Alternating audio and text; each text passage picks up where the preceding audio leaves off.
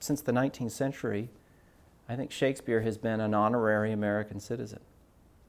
If you could read and write, you could probably afford, if you had the resources to learn those things, you could probably afford a couple of books. Those would have been the King James Bible and the works of Shakespeare.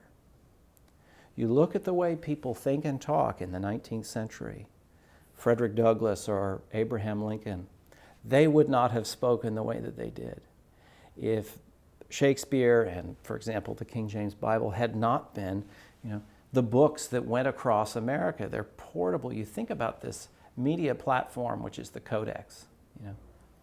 What was the killer software? Oh, it was the plays of Shakespeare. And this was the right audience.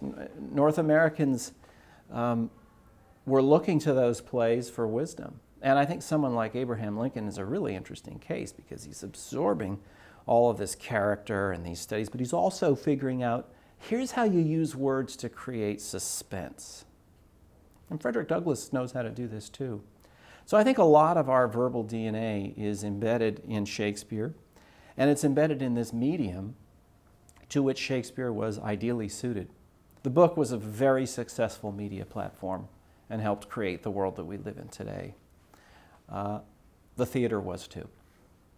And these two technologies, theatrical performance and the book, really open up all kinds of ways of thinking and experiencing the world. And a library like ours, we can tell the story of how a particularly visible writer like Shakespeare takes life in the professional theater and starts to reach people in all these new ways.